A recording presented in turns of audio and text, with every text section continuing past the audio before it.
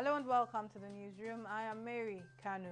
We begin with good news as Nigeria has begun its rollout of COVID-19 vaccination as the medical doctor Cyprian Ngong has taken the first jab of the Oxford AstraZeneca COVID-19 vaccine in the National Hospital, Abuja. Cyprian was the first healthcare worker among 4 others to take the vaccine, marking the national launch of the COVID-19 vaccination in Nigeria with priority placed on healthcare workers and supporting staff. The event, led by the Ministry of Health, National Primary Health Care and the Presidential Task Force on COVID-19, will be rolled out in phases. Nigeria received its first batch of more than 3 million doses of the vaccine on Tuesday. And the Zamfara State House of Assembly has passed a vote of no confidence on the National Security Advisor Babagana Mongono over what they described as poor handling of security issues in the state. The lawmakers, in apparent rejection of the no-fly zone order imposed on the state and total ban on mining activities, said the federal government's decision was wrongly taken. In a press statement signed by spokesperson of the House, Jafaru Mustafa Kaura, the House wants the federal government to rescind the decisions to avoid further impoverishing the citizens.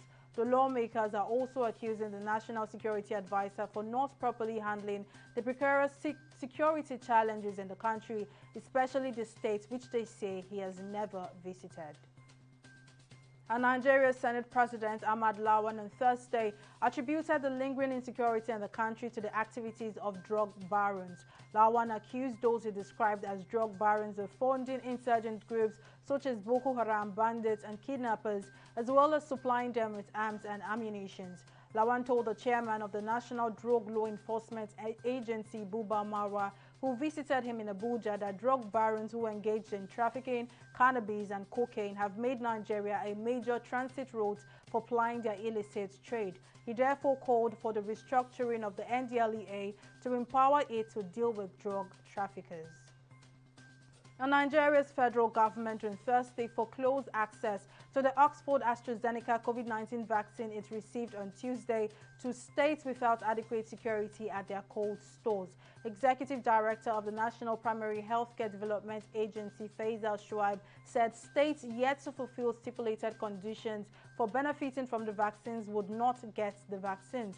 Shuaib told reporters in Abuja that the federal government decided not to send vaccines to the states that have not fulfilled all of the criteria to ensure safety of the vaccine.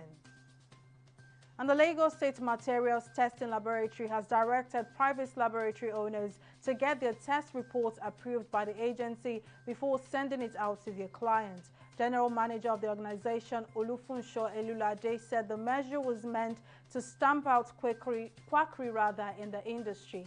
Elulade stated this during a meeting with private laboratory operators at the agency's headquarters in Ojodu, Bega. He said an approved test report template by the stakeholders will be established so that test reports can be harmonized in the states. And in international news, Ghanaian opposition leader John Mahama has disagreed with the rejection of his challenge to the December 7 presidential elections on Thursday by Ghana's Supreme Court, which stated that allegations of fraud on the part of the Electoral Commission lacked credible evidence. He accused the Electoral Commission of inflating the vote tally in favor of the 76-year-old incumbent. The 62-year-old politician demanded a rerun after official results gave him 47.36% of the vote against 51.59% for his rival Nana Akufo-Addo. And now in sports, the appeal by the Confederation of African Football President Ahmad Ahmad against his 5-year ban from football by FIFA is ongoing at the Court of Arbitration for Sport in Switzerland. Ahmad is hoping to overturn the ban in a bid to be registered for next week's CAF presidential elections. Ahmad was dramatically restored to the CAF presidency 3 months into his ban, but was not classified an eligible candidate for the elections. FIFA awaits a definite ruling. And that's all on the newsroom at this time. We will be back at the top of the hour with more updates. Many thanks for watching. I am Mary Kanu.